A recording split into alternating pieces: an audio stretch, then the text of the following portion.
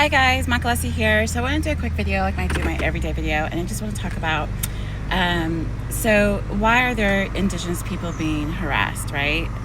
So from my understanding, I just like to show you guys what I learned. I realized I'm basically a messenger, so I'm just giving you guys information I have access to. So what I'm learning is what happened was when the Tree of Life was built, the Tree of Life, we weren't just human, right? We're multidimensional, interdimensional, cosmic. We have multiple layers of interdimensional beings. We believe that we're just humans, but in actuality, our natural state is we're multidimensional. So when the Tree of Life was available, what happened was we were on that Tree of Life. So we were multidimensional. We had access to different cosmic places, interdimensional, solar systems. But what happened was the Tree of Life got deactivated. See, what happened is human are multidimensional. We're Earth, which is the four elements, that is our lower self, and we're also cosmic, which is interdimensional, which is Christ. So Christ is more like the solar man. So that's when we get tapped into interdimensional stuff. So that's when people come in with ancient aliens and say, oh, the ancients were able to tap into aliens. And yes, that's true. But they weren't tapping into physical aliens. They're tapping into their DNA, which is their internal part of them.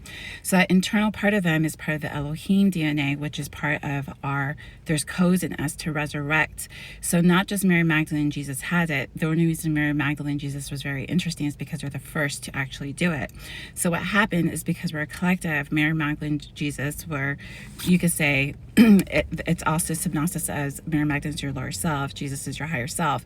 So when Mary Magdalene resurrects her higher self, so when your lower self resurrects her higher self, then your higher self can access these codes of DNA that's happening to Elohim DNA, which is more higher frequency DNA. So with those DNAs, then you can tap into supernatural abilities. That's when you can collapse timelines. That's when you can do a lot of supernatural things. But this is primarily in people's DNA that's connected to Earth, because remember, Earth is connected to Mary Magdalene. Earth is Sophia. Earth is the four elements. So when you tap into the fifth element, which is your higher self, you can actually manipulate the four elements. So that's why ritualistic abuse hijack the four elements, because then they can, the elements is on a surface level, they're multidimensional just like us. There's our feelings, our emotions, and things like that, but there's also powers connected to the elements. There's also lineage, and there's also elemental things connected to that. So the natural people, primarily with Indigenous people, we naturally have those codes because we have a sovereignty with Earth. Because remember, the elements, the four elements are sovereign, and they also have their own dimensions, like we have our own dimensions. So what happened was powers that be imprisoned the lower world and then basically bind everyone. So they binded the elements to do their bidding. They bind Indigenous people, took their spirituality, inverted it. They binded their cosmic codes, so therefore they can only be tapping on the four elements. And then they demonize the feminine and then the four elements, so people do not activate their lower self to resurrect their higher self. So what happened is now is because people are now starting to break that. People are starting to access their higher self. The DNA in Indigenous people are being activated. And that's scary because once we get into our higher self, because of powers that be, they only work on four elements. When we tap into the fifth element, we're superior to them then. We're superior. We can collapse DNAs. We have supernatural abilities. Our thoughts are more powerful. Our breath is more powerful. We can yield the power of the upper world to do our bidding. But the only key to get access to that is you have to be working in sovereignty, love, law of one, compassion. So we remember thoughts create reality, because when the Tree of Knowledge was implemented, it was God's gift to the Elohim, so we could learn between good and evil, so we could learn through our manifestation.